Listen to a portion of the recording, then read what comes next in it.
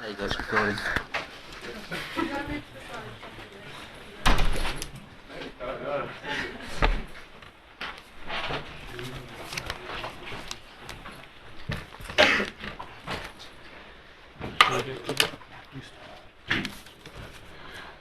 Welcome everyone to this CWO meeting. Not going to have a very long introduction, so we've got more time for the discussion afterwards. It'll be a discussion, a presentation by my comrade, and then we'll be able to discuss the issues afterwards. Just going to say that this is extremely relevant topic because of what's been going on in the last week. The title is From Somme to Syria via Stalingrad. Thanks. Sorry, I thought I had sound recording thing. Does anyone mind if I Yeah. and No. I could send it to No. you when you want to get the lecture? That's all right. Yeah, Yeah. it's fine. Last year at the Anarchist Bookfair, we said the same thing about the discussion on Marxism and anarchism, that the meeting, the introduction would be short, and as I recall, it went on for 45 minutes. I realised too, as my comrade was speaking, that we've given ourselves another ambitious target to talk about the history of the last 100 years in 15 minutes is obviously going to be a bit of an ask. So obviously what the introduction will be a schematic outline, which I hope that the discussion will be able to fill in as it sees fit when we're finished. In fact, when we proposed this topic, the Bookfair people kindly pointed out to us that there's another meeting on war later on in the Bookfair, and asked us if we wanted to change the topic, and we said no, because we believe that our approach will be much more political and much less looking at little historiographical niceties, although I like looking at them, or bringing up historical novelties that other organisations have been trying to deal with. We feel that a lot of the historical research has got us to a point where there's so much detail that you can't see the wood for the trees. And hopefully I'll give you an outline of the wood in this. Obviously, 1914, 100 years ago, has sparked off a plethora of nauseating nationalist celebrations full of lies about the nature of that war. There is, though, perhaps one point of agreement we do have with the bourgeoisie. Things would never be the same again. Whilst they, though, are lamenting a world we have lost, we are actually analysing that this was a shift in the nature of capitalism. The First World War proved that capitalism was a decaying social system that lived on the basis of some form of parasitism upon even the surplus value that it was creating. And the war that started in 1914 was unlike any other previously in history. Obviously, previously in history, civilians had been murdered and maimed and raped in wars before. I mean, the 30 Years' War in Europe is a classic in this respect. But this was the first war in which, although there had been signs of it in the Boer War, in which the entire population was mobilised. In the Napoleonic Wars, when Nelson won the Battle of Trafalgar, nobody heard about it for years. But it was a different case in 1914 to 18. Here we have a war in which it's not about winning this little bit of territory or that little gain here. It's about the total destruction of your enemy's capacity to survive. And that's why it's an attack on civilians as well. It's an attack. They want to devalue capital, which starts with variable capital. And of course, no mention of 1914 can get away from the great betrayal of the social democratic movement. It wasn't the only betrayal. As I pointed out last year in this book fair, the CGT in France lined up in a union sacrée with their own government, and many other trade unions across Europe, as well as other anarchist movements, came to the support of their own imperialist overlords. Perhaps the most tragic being Kropotkin, who was living in France at the time and decided that support for French civilization was a good way to support his own government. In fact, we could say that the old bourgeois cliche that the first casualty of war is the truth is not quite right. The first casualty of 1914 was proletarian internationalism. The Second International had passed resolution after resolution against war.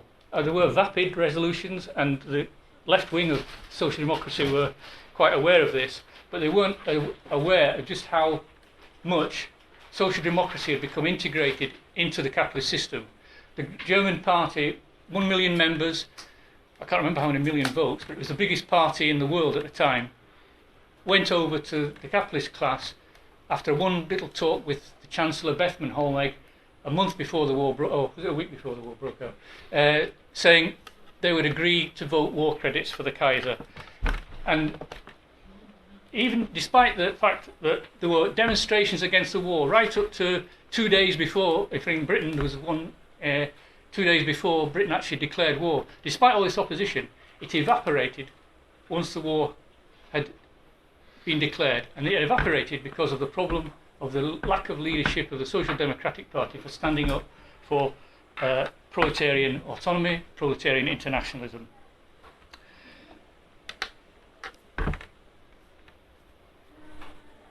In this situation, I think we have to bring in those social democrats or those people who did actually resist the war. There were anarchists like Malatesta who came out against the war, but in the social democratic movement, Lenin and the Bolsheviks, along with the Tesniaki in Bulgaria and the Serbian Socialist Party, were the only ones who held up not just a pacifist notion of fighting against imperialist war, but also that the only antithesis to imperialist war is class war.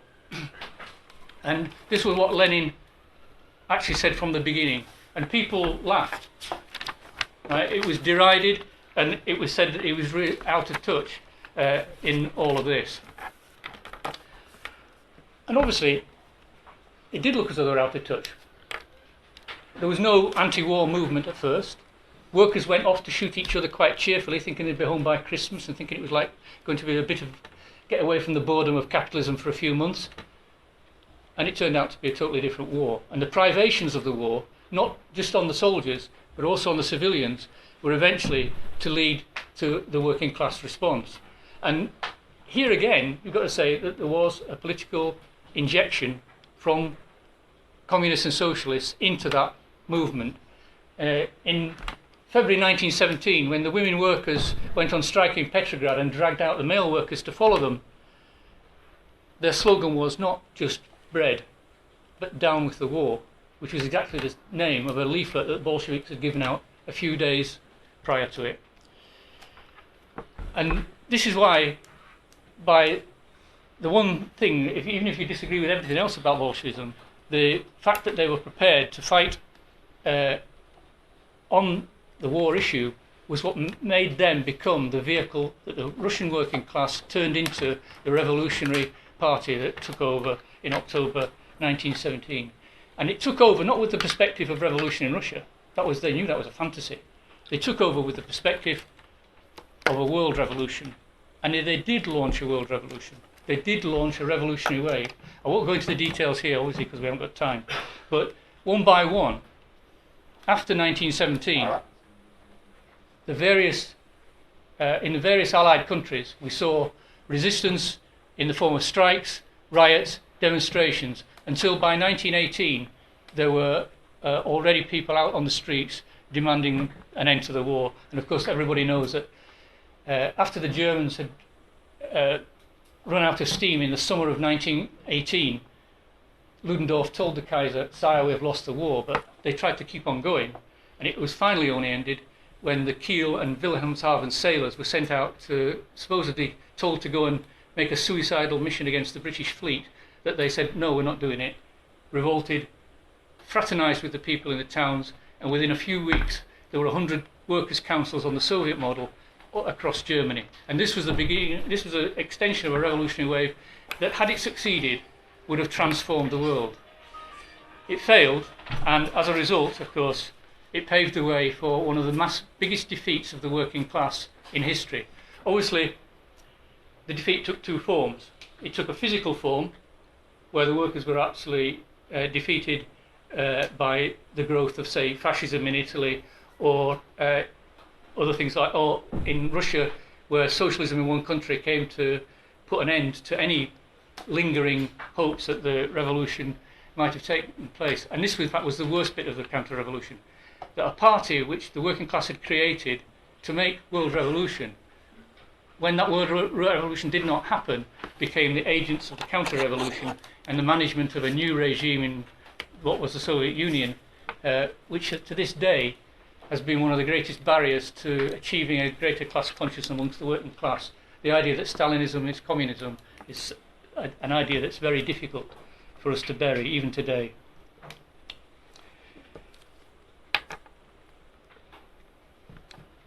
The other aspect that we could mention is that the World War I has a sort of general consensus that it was a waste of life and that it was a bad war, but that the Second World War was a good war, that it was something different, that it was a fight against fascism and a fight for democracy and progress.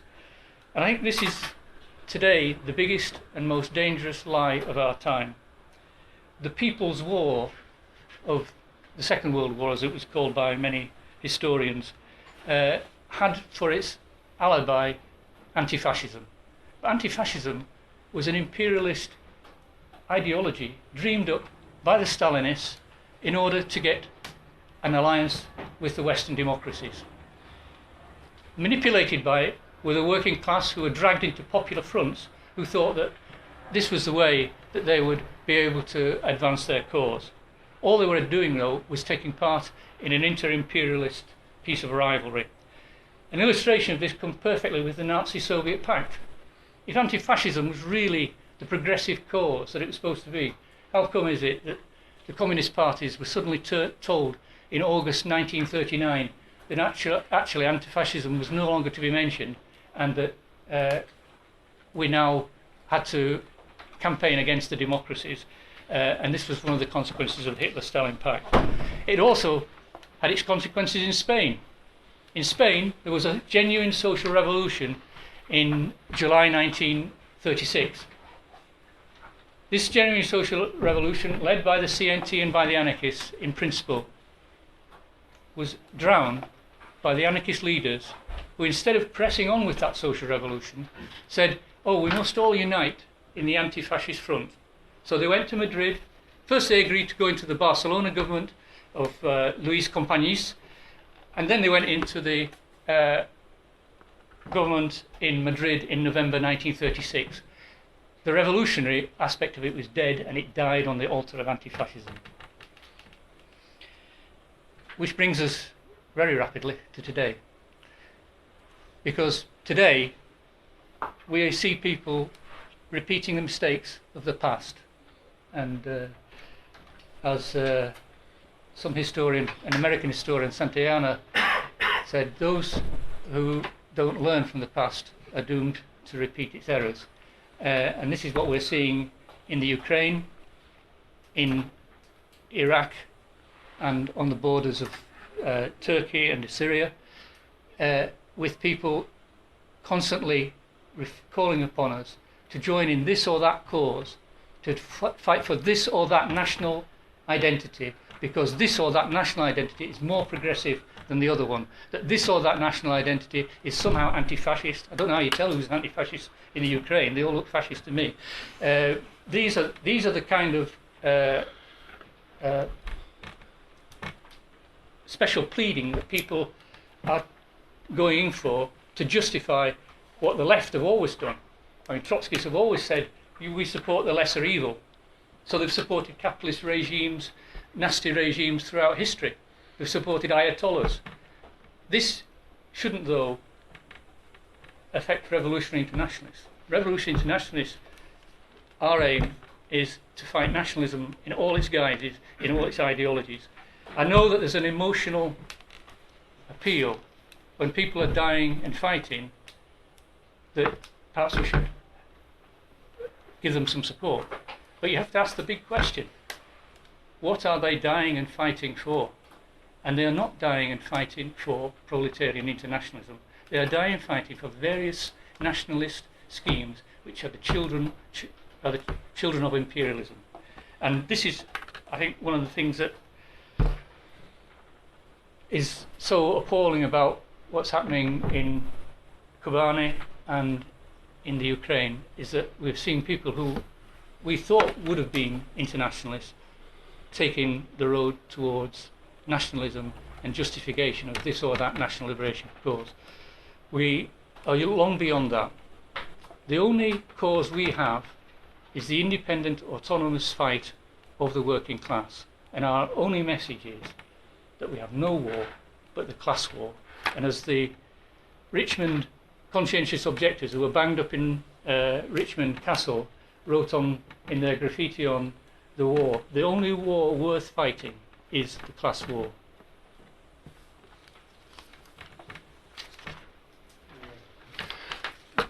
Thanks very much, Comrade.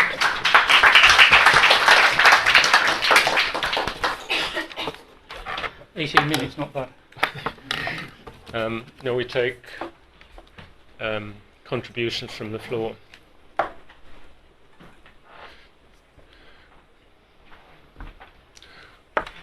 Well, maybe we could just have points of clarification. I just wanted to ask where you see this leaving us as proletarian internationalists. How do we organise? How do we agitate against what's going on now? Our message is quite clear. Anybody, anywhere, any place in the world who can join an internationalist organisation should join it and reinforce the ranks of those internationalists, because this crisis is getting critical. I know the Pope said World War III has already started. It hasn't started. But what we've seen in the last few months and years has been an orientation which is more and more leading towards a new imperialist, inter-imperialist conflict. It's a long way off. The preparations are not in place. But as Engels predicted the First World War 27 years before it happened, he even predicted what kind of war it would be, being a bit interested in military affairs, which I'm not. And this is to us the key thing, that we today, instead of people having a cynical view about joining anything, which is to me a lot of the young people that I speak to seem to have, that they should be saying, well, this is a time to stand up and be counted, not get lit with David Graeber and go in his tank to Kobane, but to join an internationalist organisation which is really beginning the preparation of the fight against something which is going to be a lot more significant for humanity. Yeah, I agree with almost everything that's said in the presentation. There is, I think, more to be said, though, about the anarchists right now. I think it's true, the anarchists in the First World War, I would say the majority of the anarchists in the First World War were internationalists. In the Second World War, it was very different. The Second World War, anarchism has become much more dominated by the idea of anti-fascism. So that by the time of the liberation of Paris in 1944, you had armoured cars with the CNT banners leading the so-called liberation of France on behalf of the Western imperialist army. So by that time, a large part of the anarchists had become part of the imperialist front. And not all of them, there were some minorities, just as there was a small minority of left communists who were fighting for internationalism during the Second World War. It was a tiny minority. But today, again, we're seeing the weight of this kind of anti-fascist idea on the anarchists. Not all the anarchists. Many of the anarchists have come up with internationalist international responses to the wars. For example, in Russia, the Kras group has taken a clear international stand against Russian imperialism, against the Ukrainian imperialism, Ukrainian bourgeoisie, without any idea that one side is better than the other. But then at the same time, as you just said, you've got all these people saying, we have to fight against ISIS above all. ISIS is the main enemy. Just like this, we have to subordinate everything to the fight against fascism in the Second World War. And this is actually dragging a lot of people directly in Turkey. Some of the anarchists in Turkey directly joining up with the war effort. And there are a lot of people in Britain are being drawn into that in the anarchist movement.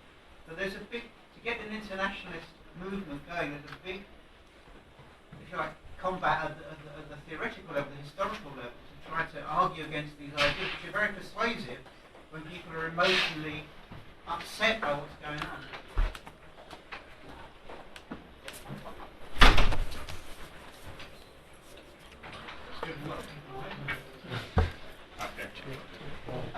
Okay. To be honest, I'm quite new to a lot of these topics, and particularly I was in Turkey over the summer, public health summer school, and with a lot of people who are now kind of on the border in Turkey, doctors and aid workers, and I have to say that I find it difficult to make such a clear-cut distinction between what is an imperialist fight and what's an anti-fascist fight and what's an internationalist fight and all the rest of it, because I mean, particularly amongst those who've been struggling for a very long time for the rights of the Kurdish population in Turkey right now, they're finding that this fight against ISIS has kind of spilled over into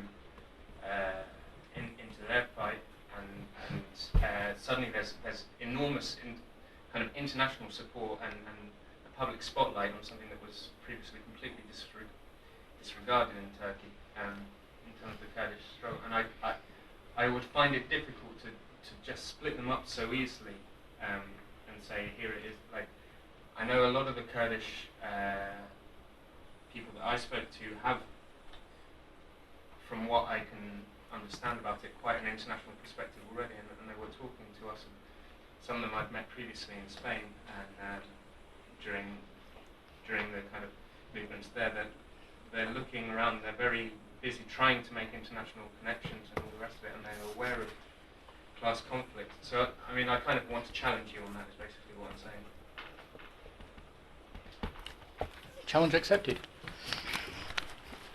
The problem, you've said what your position is. Sorry, you've said what your position is, that you have talked to Kurdish people and talked about the defence of the rights of the Kurdish population.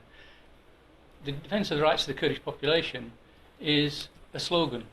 It's a slogan of Kurdish nationalism, a rather failed nationalism over the centuries, but it's still a nationalism. And of course, in Kurdistan is a state. It may not have the recognised international boundaries, but if you are in the PKK area and you're 18 years over, you are subject to military discipline, right? And you can't tell me that is rights that you're fighting for. It's the same in Gaza. Do you imagine we could have this conversation in Gaza? We'd be dead, right? Because these people do not want to hear the one thing that's missing from your analysis that's in our analysis: class.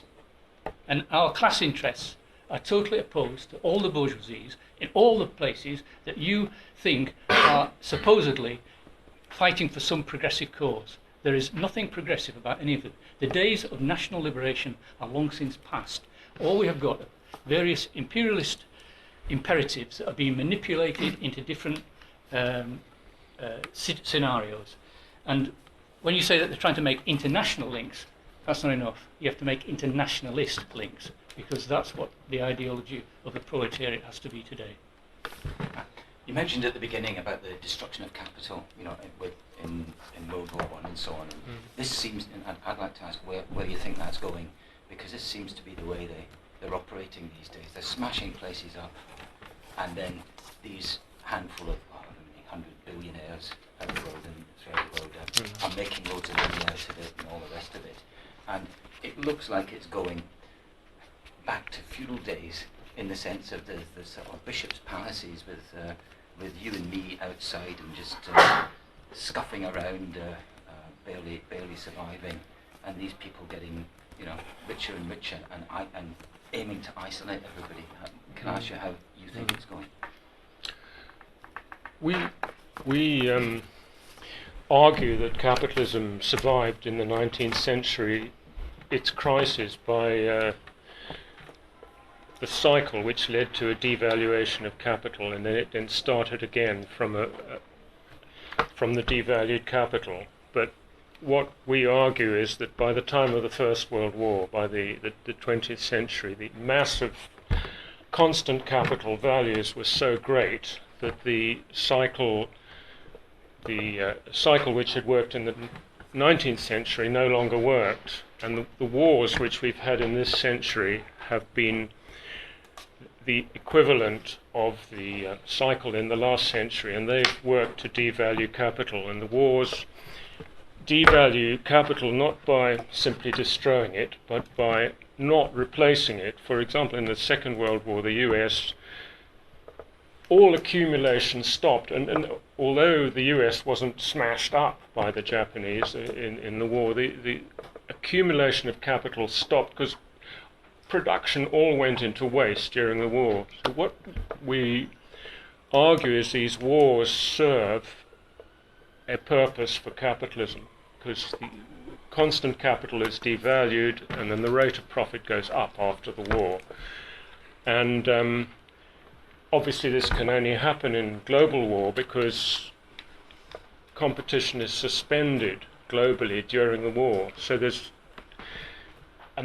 is the mechanism which we're arguing. Now, since the Second World War, there's been this recovery, but we argue the crisis started again in the 70s with the collapse of Bretton Woods and so on, and we've been having various methods which have kept the system going since then. But we're now at the point where it's being faced directly. The system cannot, as far as we're in our analysis, cannot get itself back on its feet. So we're at a point now where another global war is required to devalue capital. We're, as the comrade said, we're not at the point now where the blocs have been formed to fight such a war, but these sort of wars we're seeing in the Middle East, in the Ukraine, and the tensions in China, surrounding China, and the clear sort of problems of American hegemony. I mean, what on earth they're doing in Syria? They seem to be supporting Kurdish nationalism, which is going to break up Iraq, Syria, and threatening Turkey, which is their ally in NATO.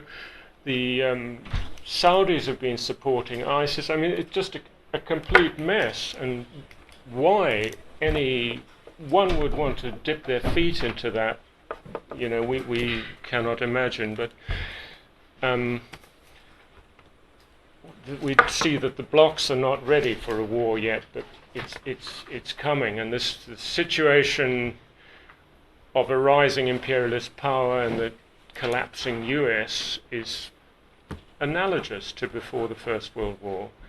So, I think that a very serious situation with real economic issues behind it, driving it forward all the time. Mike, would you like to? You covered a little bit of ground I was going to go into there, but I just strict specifically on the position of Kurdistan, because Kurdistan currently is in three parts. The only point I really wanted to make was that in terms of the Syrian Kurdish enclave, a lot of the support that the political groupings in that particular area have sought and got from radical groups in particular around the world was based on what I consider to be an illusion, really, and the illusion that they could forge a separate, I would argue still national path to the PKK route in Turkey and the route in Iraq, with the two different factions, Kurdish political factions there.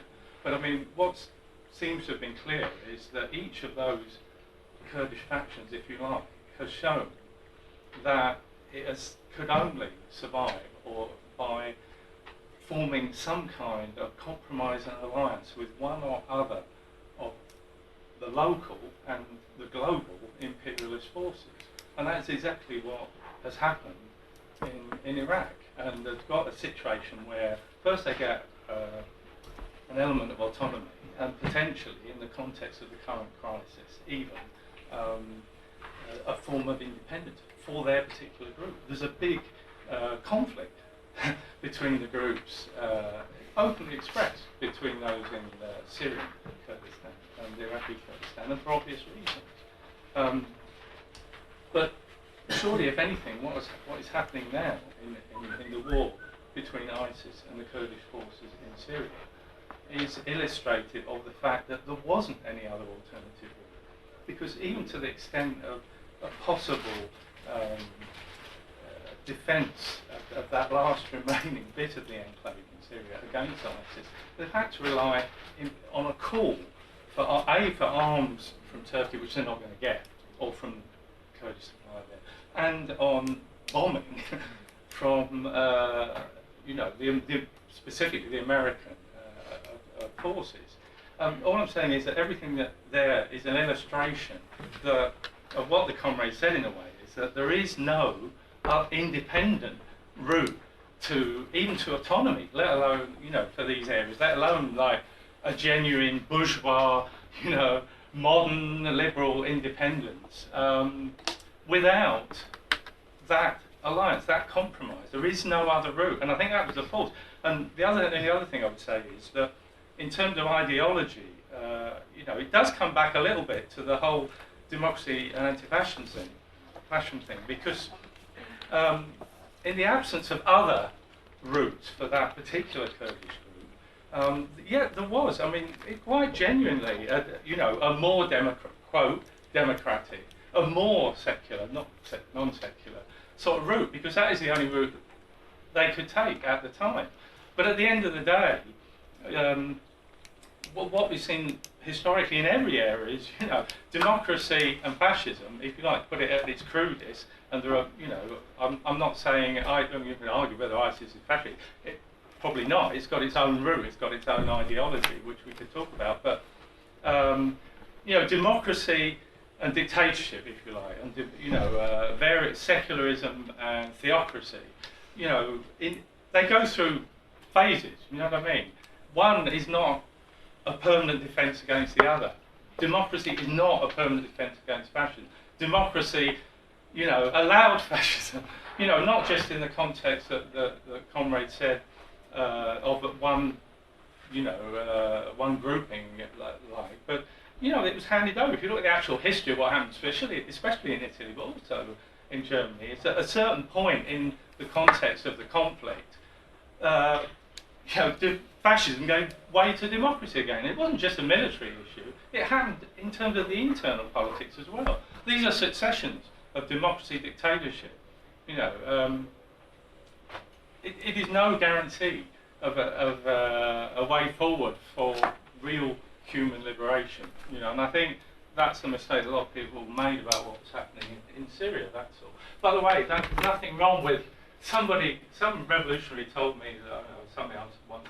Nothing wrong with helping people, by the way. And there are lots of people of all political persuasions trying to help refugees in Turkey, for instance, and arguing to keep the borders open, and so to make people safe.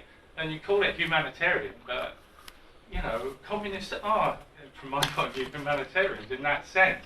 But what we don't support is, one nationalist group or another, or as I would say, one nationalist racket or another. To be honest, because a lot of them are, you look at the internal operation of these groups as well.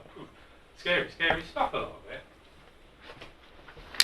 I went on longer than me. Thank you. Excellent. I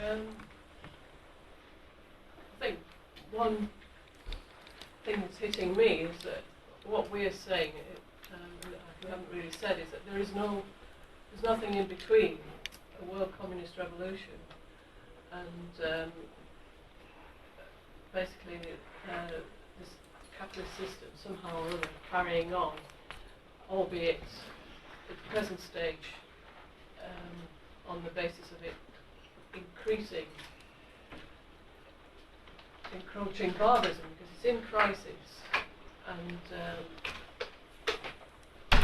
from the point of view of the people from below, and especially from the people who need to earn a wage in order to live, there's more and more of us facing unemployment or underemployment and so on. And if we go back to where a lot of these problems have started in the Middle East, I mean, what was the Arab Spring in the first instance, but an expression of people who are facing unemployment or futures that are just not what they expected from their education and so on. So in a world where the capitalist crisis is becoming so severe that they can't even pretend to be providing and offering a future to so many people in the various states of the world. And there is an interconnection between the manoeuvres of basically the US, but of imperialism within the domination of the US today. There is a connection between that and the imperialist conflicts that we're seeing, and the situation on the ground where you've got unemployed, especially unemployed young men, who see an option for, well, join the militia, we only can fight, we can gain something here. I mean, the two levels are not part of two separate stories. And the situation for the working class is a direct consequence of the situation of capitalist imperialism, which is now over 40 years of crisis. They've been trying to find a way out of, pretend there's money when there isn't money, and create wealth for those who just exist by financial means. And as long as you keep up the myth that this wealth is worth something, then you've got the basis for this system where you've got a massively, rapidly exaggeration and a difference between the top and people at the bottom are becoming more and more of us.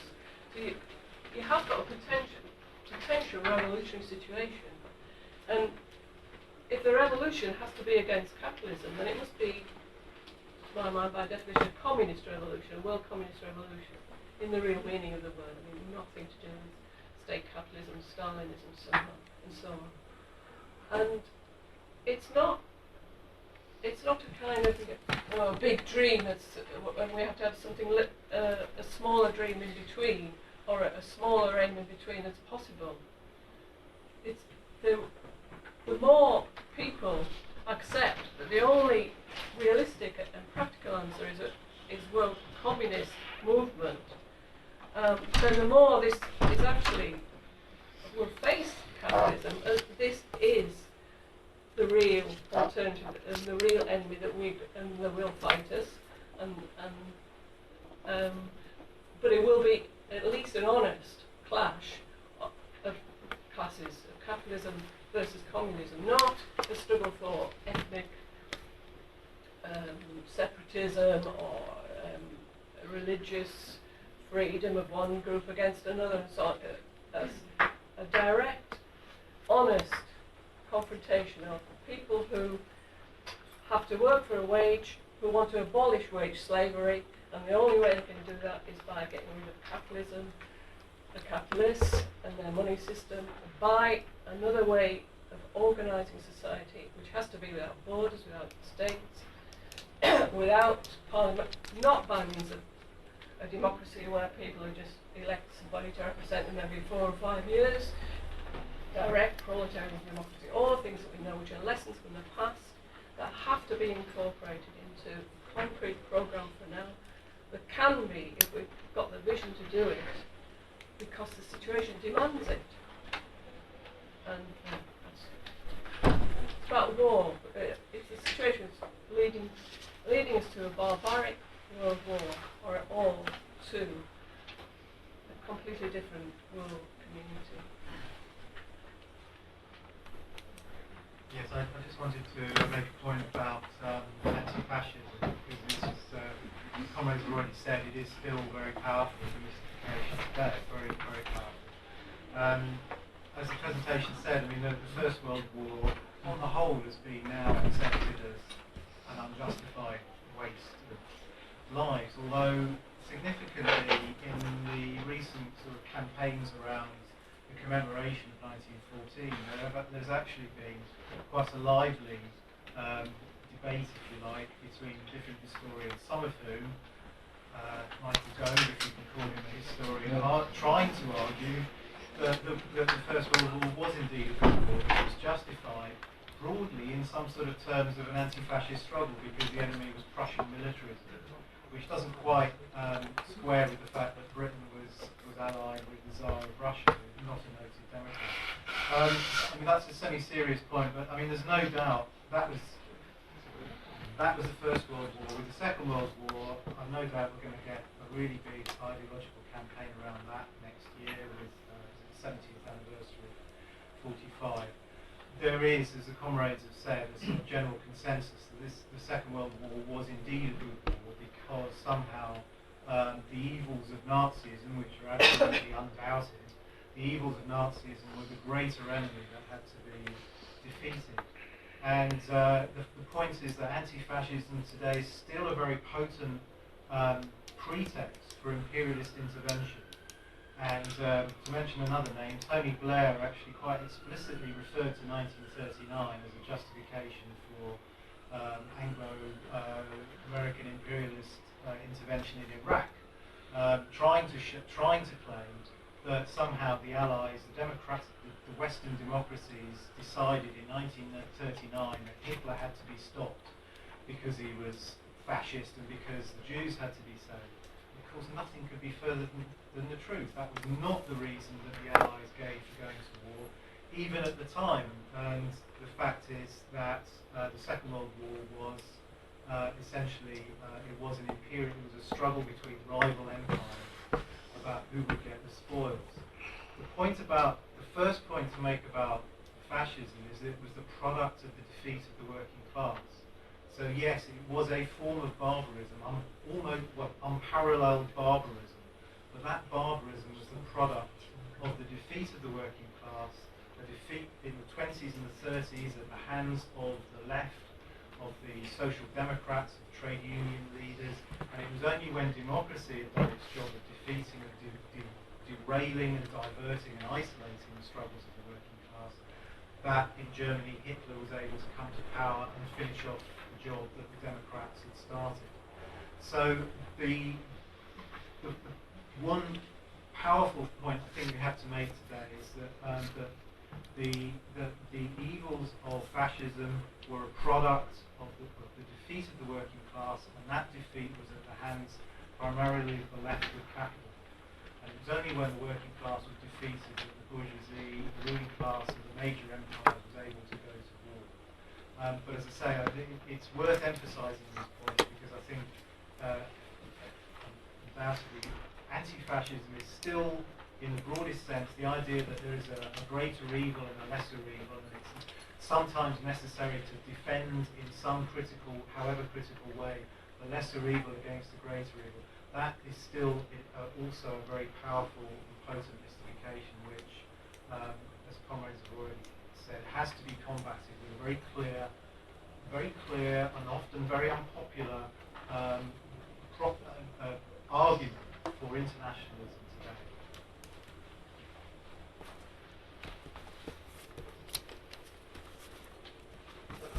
I'm quite new to this discussion, but I wonder if maybe nationalist, imperialist ideas coming from government at the time of certainly of the First World War was also matched with a general European appetite for war at that time by everybody in those nations. Well, not to about everybody, but you get this feeling there's this great struggle of nation versus nation, and within each nation there seemed to be this like frenzied appetite to go to war at the time. Well, it's more of a general question. But it's complex because you've got a situation where, as I said in the introduction, even though I was going rather quickly, there were many demonstrations against the war. There was much opposition to the war. The years before the First World War, called the Great Unrest in Britain, because there were strikes and the working class was fighting on its own terrain. In fact, if you read Lloyd George's war memoirs, he actually says that one good thing about the First World War was it put an end to the strikes. The same was true of the Russian Tsarist regime. If you read Red Petrograd by Steve Smith, you'll see the figures for strike days lost go mounting up from the 1912 Lena Goldfield strikes against the regime, and it pushes the regime to war. And it's a bourgeois myth to say that the workers were all eager for war and nationalistic at each other's throat. As the demonstrations against the war before it showed, the key factor was that when the war actually broke out, the organisations that said they were going to oppose the war on behalf of the working class blithely signed up to the war of their own imperialist masters and voted war credits to the government, so that they even had the means to fight. It was a complete volte-face of everything. And I think, as my comrade said over here, there is a connection between the economic crisis, the class struggle, and war, and it's not a simplistic kind of connection. The more our working class fight on its own terrain, the more they will have to think about where they go in relation to any kind of warlike moves. Yeah, behind you. A couple of people, I think, have mentioned the crisis in capitalism. To me, I don't really see that there is one. I can't see that America as a big capitalist state is in any danger of disintegrating and going through a revolution. They're doing what they've always done, which is to create wars so that you can pump money into the arms industry in times when there's a dip in the economy, and the sort of boom and bust of capitalism always does that. And I can't see that. I think you said about why would they dip their toe in the crisis which is going on with ISIS, and to me that's the sort of thing which they've always done. I don't know what your views would be on that, or whether I misheard what you said. Maybe I want to speak. Do you want to answer that, or do you want to take a couple of questions?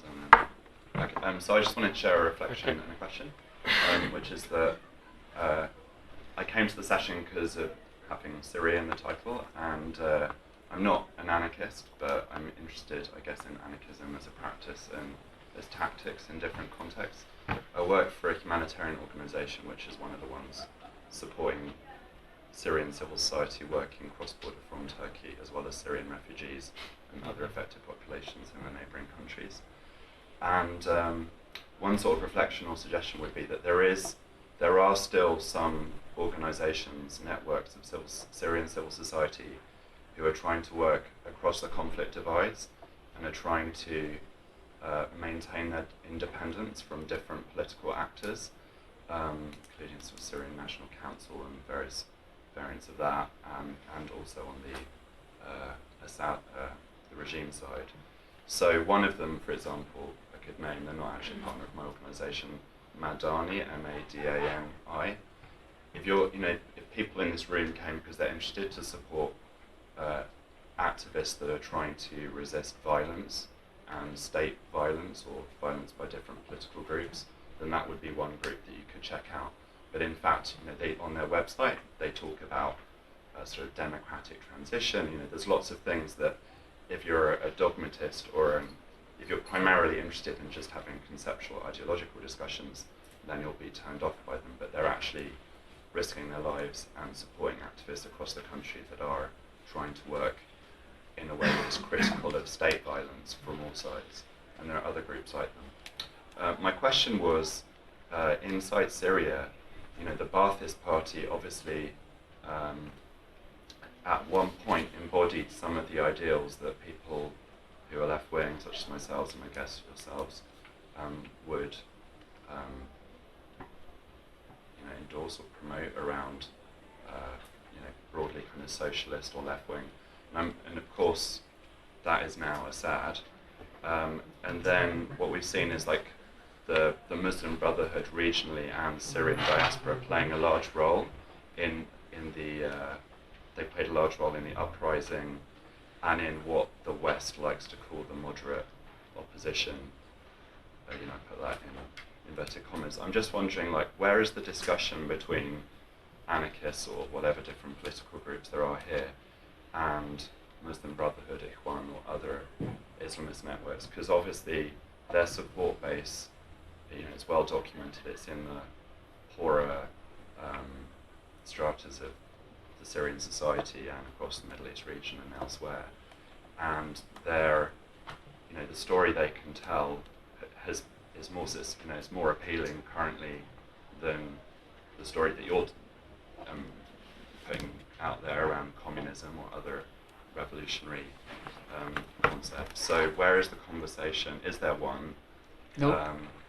I know George Galloway has made some sort of curious bedfellows and supported some strange positions in kind of treading into that realm. But where is that within the groups assembled here?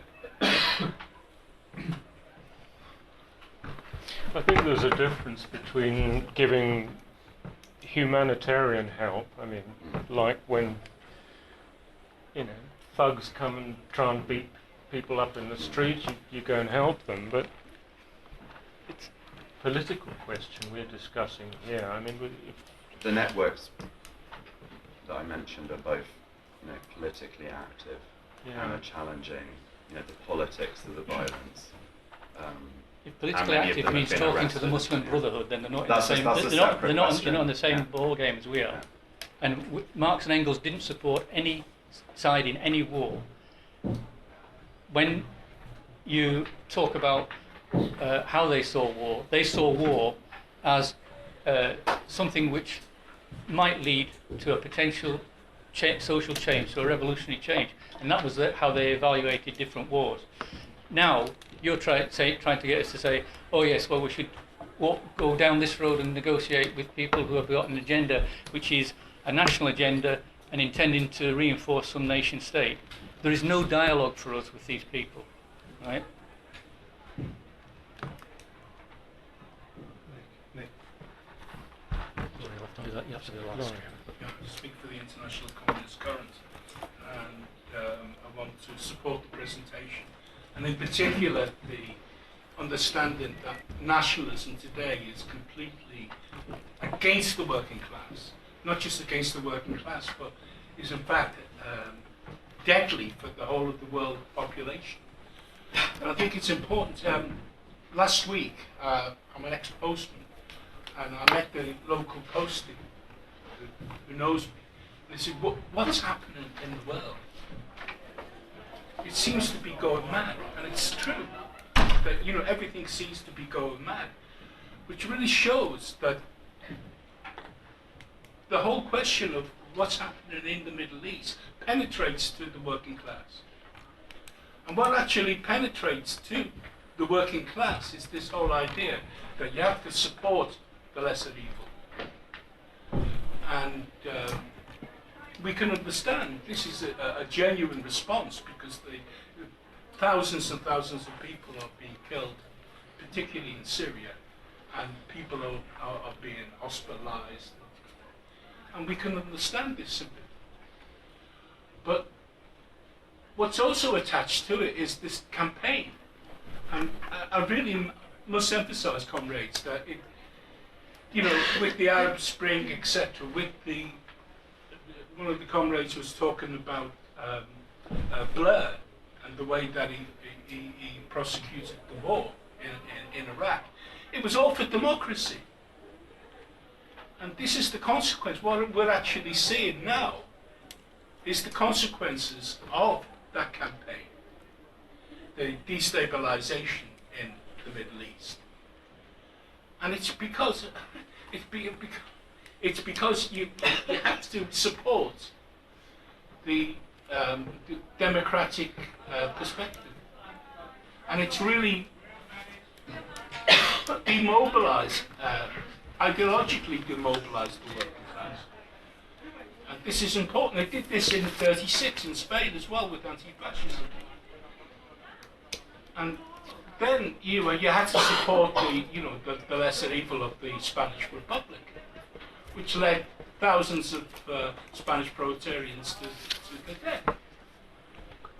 And the comrade from the CWO was absolutely right, that there is only one perspective. It's what Rosa Luxemburg talked about, and that is socialism or barbarism. What we're actually looking at in the Middle East and in the Ukraine is barbarism, and in Africa as well. It's absolute and utter barbarism. And there's no way out of that with support for the lesser evil or for a democratic nation or whatever. It isn't, because all of those absolutely go into prosecuting the war, into imperialism, whether it's the big imperialism of the US or of Russia, or whether it's a local imperialism as well. The comrade will just say a few words in summing up. Yeah, we haven't got much time, so obviously I'd just like to thank everybody for their contributions, particularly the comrade from the ICC who brought in reminded us that the crass people in Russia, the anarcho-syndicalists, came out with an internationalist statement on the war. I'd also like to thank the comrade who's still here for pointing out to people that there is no independent route to national autonomy in the present situation. And I think that our basic message is that the criteria that you use whenever you're assessing what action you take is a class criteria. We put class before nation. And if anybody's saying to you that there is a national cause out there that deserves supporting, from Venezuela, Cuba to anywhere else, then they're the people that you want to be distrusting, because they're the people who definitely want to undermine the notion that there is an autonomous class out there. Now, I know at the present time people might think that our weakest point of our case is that we don't make the class struggle. The class struggle is made by the working class, and at the moment the working class is weak. But humanity has been around for a long time, and it'll be around for a long time yet. Capitalism has to keep on exploiting us, and in that contradiction lies the class struggle. And no war but the class war remains the valid perspective for the present time. Thank you.